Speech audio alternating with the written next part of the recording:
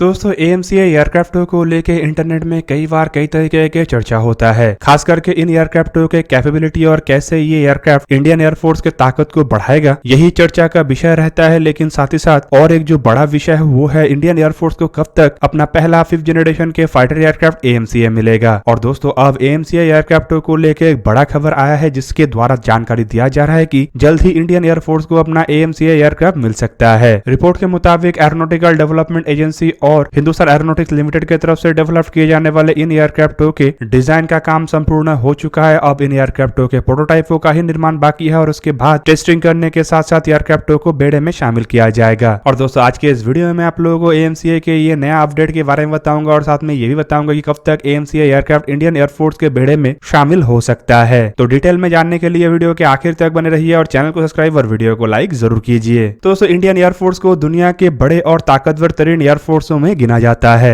और दोस्तों रीजन में अगर देखा जाए तो इंडियन एयरफोर्स मोस्ट एडवांस एयरक्राफ्टों से भी लैस है और साथ ही साथ इस रीजन में सबसे ताकतवर एयरफोर्स भी है। पर दोस्तों हकीकत ये भी है कि इंडियन एयरफोर्स के पास अभी भी 5th जनरेशन के फाइटर एयरक्राफ्ट नहीं है, जिसे कि अब दुनिया के सबसे एडवांस तरीन फाइटर एयरक्राफ्टों के कैटेगरी में गिना जाता है और लगभग दुनिया के सभी बड़े एयरफोर्स में 5th जनरेशन के फाइटर एयरक्राफ्टों को शामिल किया जा चुका है, चाहे वो अमेरिका हो, रशिया हो, चाइना हो या फिर कुछ यूरोप के देश। हालांकि 5th जनरेशन के फाइटर एयरक्राफ्टों के डेवलपमेंट में अमेरिका, रशिया और चाइना के अलावा किसी अन्य देश को अब तक कोई सक्सेस नहीं मिला है और यहाँ पे इन 3 देशों के अलावा अन्य जिस भी देश के तरफ से 5th जनरेशन के फाइटर एयरक्राफ्टों का इस्तेमाल किया जा रहा है वो असल में अमेरिका से खरीदा हुआ F-35 भी है। दोस्तों देखा जाए तो इन 5th जनरेशन के फाइटर एयरक्राफ्टों के मामले में अमेरिका दुनिया में सबसे आगे है और अमेरिका के तरफ से लॉकहीड मार्टिन कंपनी के द्वारा टोटल 2 5th जनरेशन के फाइटर एयरक्राफ्टों का निर्माण किया गया है, जिनमें F-22 रैप्टर और F-35 लाइटनिंग 2 जैसे एयरक्राफ्ट शामिल है। अमेरिका के अलावा 5th जनरेशन के फाइटर एयरक्राफ्टों के डेवलपमेंट के मामले में जिन देशों को सक्सेस मिला है उसमें दूसरा नाम है रशिया और रशिया के तरफ से फिलहाल एक ही operational 5th generation fighter aircraft Sukhoi Su-57 को निर्माण करने में सफलता मिला है, जबकि रशिया की तरफ से दूसरा 5th जनरेशन के फाइटर एयरक्राफ्ट के रूप में सुखोई Su-75 चेकमेट एयरक्राफ्ट का निर्माण किया जा रहा है। हालांकि दोस्तों रशिया इन एयरक्राफ्टों को सिंगल इंजन एयरक्राफ्ट के रूप में बना रहा है और काफी किफायती लागत में बनाने का रशिया का इरादा है, जो बेसिकली रशिया के एक्सपोर्ट पोटेंशियल को बढ़ाएगा। दूसरी तरफ चाइना के तरफ से J-20 एयरक्राफ्ट के रूप में अपना पहला 5th जनरेशन के फाइटर एयरक्राफ्ट डेवलप किया गया है। हालांकि इन एयरक्राफ्टों को कई सारे एक्सपर्टों की तरफ से 5th जनरेशन के एयरक्राफ्ट के रूप में नहीं माना जाता है और हाल ही में ही चाइना के तरफ से अपने दूसरे 5th generation fighter aircraft J-35 को भी दुनिया के सामने लाया गया था, जिसका केवल मात्र अब तक प्रोटोटाइप भी निर्माण हो सका है और इसे भी ऑपरेशनल करने के लिए चाइना को अभी थोड़ा समय चाहिए। और दोस्तों इन तीनों देशों के अलावा अगर कोई एक देश 5th जनरेशन के फाइटर एयरक्राफ्टों के डेवलपमेंट के प्रोसेस में आगे है तो वो है भारत के एरोनॉटिकल डेवलपमेंट एजेंसी जो कि DRDO का एक शाखा है उसके तरफ से और हिंदुस्तान एरोनॉटिक्स लिमिटेड की तरफ से ज्वाइंटली AMCA मतलब एडवांस मीडियम कॉम्बैट एयरक्राफ्ट के रूप में 5th जनरेशन के फाइटर एयरक्राफ्टों का डेवलपमेंट किया जा रहा है। हालांकि दोस्तों इन एयरक्राफ्टों को 5th जनरेशन के फाइटर एयरक्राफ्ट में तो दर्शाया जा रहा है, लेकिन पूर्व एयर चीफ मार्शल के बयान के मुताबिक ये एयरक्राफ्ट 5th जनरेशन के फाइटर एयरक्राफ्ट होगा, लेकिन इसमें 6th जनरेशन के फीचर्स होगा। इसके तहत कई जगहों में से 5.5 जनरेशन के एयरक्राफ्ट के रूप में भी दर्शाया जा रहा है। दोस्तों पूर्व air chief marshal RKS Bhadauria की तरफ से भी अपने एक बयान में जानकारी दिया गया था कि कैसे इंडिया अब AMCA एयरक्राफ्टों के निर्माण के प्रोसेस को लॉन्च कर चुका है। हालांकि हाल फिलहाल में मैं आप लोगों को एक वीडियो के माध्यम से बताया था कि किस तरीके से अब AMCA एयरक्राफ्टों के जो टाइटेनियम ब्लॉकहेड है उसका भी मेटल कटिंग को अंजाम दिया जा चुका है और प्रोटोटाइपों के ऊपर काम किया जा रहा है। वहीं पे हाल ही में एयरक्राफ्टों के विंड टर्नल के एक मॉडल को भी पब्लिक किया गया और इस मॉडल से कई तरीके की बातों को जानने का मौका मिला, खास करके एयरक्राफ्टों में किस तरीके का फीचर होगा और एयरक्राफ्ट किस तरीके से भविष्य की आवश्यकताओं को पूरा कर सकेगा। दोस्तों फिलहाल अगर इंडियन एयरफोर्स के करंट स्ट्रेंथ को देखा जाए तो यहाँ पे इंडियन एयरफोर्स के बेड़े के 3 एयरक्राफ्टों को सबसे अधिक महत्वपूर्ण माना जाता है, जिनमें सबसे पहला है सुखोई 30 MKI जो कि इंडियन एयरफोर्स के सबसे बड़े और सबसे भारी भरकम एयरक्राफ्ट होने के साथ साथ सबसे अधिक संख्या का एयरक्राफ्ट है, जिस कारण इन एयरक्राफ्टों को इंडियन एयरफोर्स के बेड़े के बैकबोन भी माना जाता है। जबकि दूसरा नाम है डैसॉल्ट एविएशन के राफेल एयरक्राफ्टों का, जो कि इंडियन एयरफोर्स के सबसे नया नवेला और सबसे ताकतवर या फिर कहे तो सबसे एडवांस तरीन एयरक्राफ्ट है। जबकि इस लिस्ट में जो सबसे महत्वपूर्ण इंडिजीनियस एयरक्राफ्ट है वो है तेजस भारत का पहला सुपरसोनिक इंडिजीनियस मल्टी रोल नया जनरेशन के एयरक्राफ्ट है, जिन एयरक्राफ्टों के जिम्मे में केवल मात्र MiG-21 एयरक्राफ्टों का जगह ही लेना नहीं है, बल्कि साथ ही साथ इंडियन एयरफोर्स में इंडिजीनाइजेशन को भी महत्व देना है। दोस्तों तेजस मार्क 1 एयरक्राफ्टों के बेस पे ही इंडियन एयरफोर्स के बेड़े के अन्य एयरक्राफ्टों को रिप्लेस करने के लिए कई तरीके के अन्य एयरक्राफ्टों का निर्माण किया जा रहा है, जैसे की तेजस मार्क 2 और twin engine deck based fighter aircraft. हालांकि twin engine deck based fighter aircraft Indian navy के carrier based multi role fighter aircraft होगा, तो वहीं पे इसके एक एयरफोर्स वर्जन को भी निर्माण करने का इरादा रखा गया है, जो बेसिकली ORCA मतलब ओमनी रोल कॉम्बैट एयरक्राफ्ट के नाम से पहचाना जाएगा। और दोस्तों अगर देखा जाए तो इन तीनों एयरक्राफ्टों से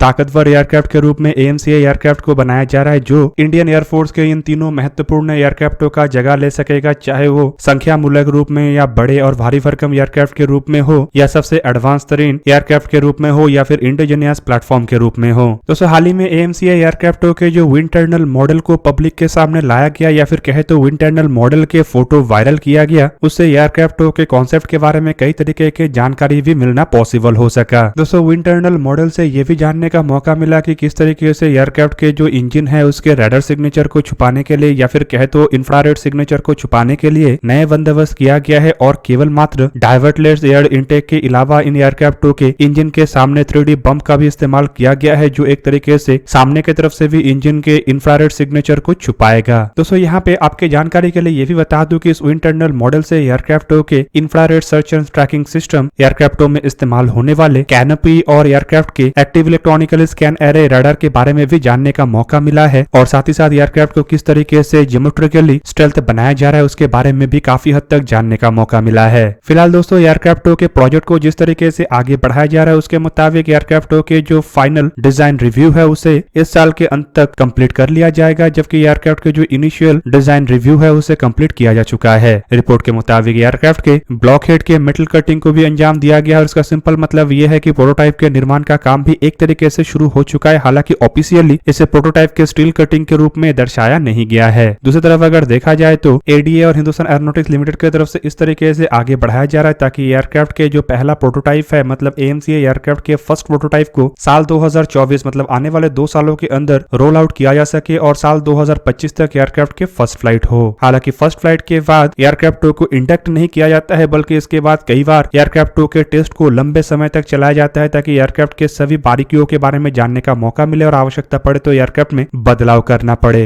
रिपोर्ट के मुताबिक इन सभी टेस्टों को अंजाम देने के बाद एयरक्राफ्टों के जो पहले वेरिएंट है उसे साल 2032 तक इंडियन एयरफोर्स के बेड़े में शामिल करने का इरादा रखा जा रहा है। हालांकि दोस्तों कुछ अन्य रिपोर्टों में यह भी दावा किया जा रहा है कि साल 2032 तक शायद इंडियन एयरफोर्स को इंतजार ना करना पड़े, बल्कि साल 2029-30 तक ही इन एयरक्राफ्टों को इंडियन एयरफोर्स के बेड़े में शामिल कर लिया जाए। फिलहाल प्लान के मुताबिक मार्क 1 वेरिएंटों के केवल मात्र 2 स्क्वाड्रन मतलब करीब 40 के आसपास एयरक्राफ्टों को इंडियन एयरफोर्स के बेड़े में शामिल किया जाएगा, जबकि इसके बाद मार्क 2 वेरिएंट मतलब इससे भी अधिक एनहांस वेरिएंट को तैयार किया जाएगा, और उन एयरक्राफ्टों को साल 2035 से इंडियन एयरफोर्स के बेड़े में शामिल किया जाएगा। मार्क 2 वेरिएंट के रूप में करीबन 5 स्क्वाड्रन एयरक्राफ्टों को मतलब करीब 100 एयरक्राफ्टों के आसपास एयरक्राफ्टों को इंडियन एयरफोर्स के बेड़े में शामिल करने का इरादा रखा जा रहा है। दोस्तों फिलहाल AMCA एयरक्राफ्ट को लेके जो डेटा अब तक पब्लिक हुआ है उसके मुताबिक ये जो एयरक्राफ्ट होगा ये सिंगल पायलटेड एयरक्राफ्ट होगा, मतलब एक ही पायलट के द्वारा एयरक्राफ्ट को ऑपरेट किया जाएगा। आकार के रूप में बताया जा रहा है कि एयरक्राफ्ट मध्यम कैटेगरी का एयरक्राफ्ट होगा, जिसका लंबाई 17.6 मीटर मतलब 57 फीट 9 इंच और विंग स्पैन करीबन 11.13 मीटर मतलब 36 फीट 6 इंच के आसपास होगा। एयरक्राफ्ट की ऊंचाई करीबन 4.5 मीटर मतलब 14 फीट 9 इंच के आसपास होगा, जबकि इसका विंग एरिया करीबन 55 मीटर स्क्वायर मतलब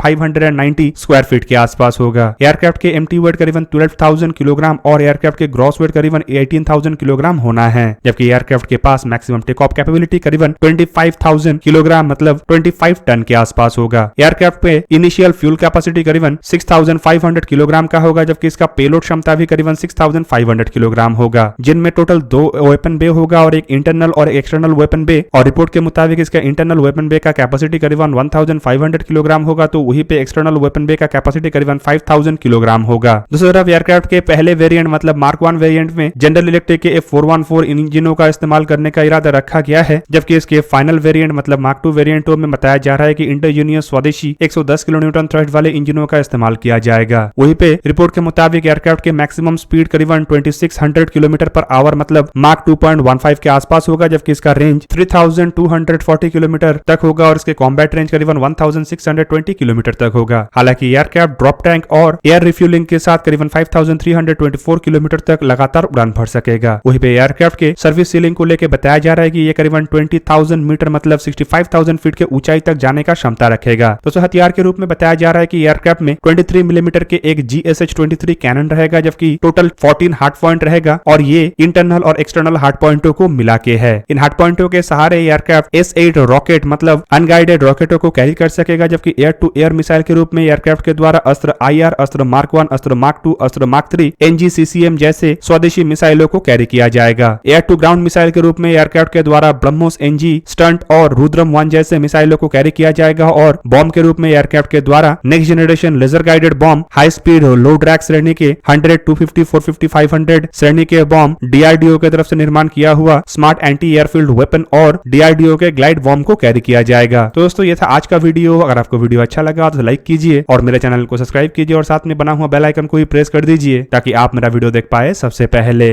जय हिंद।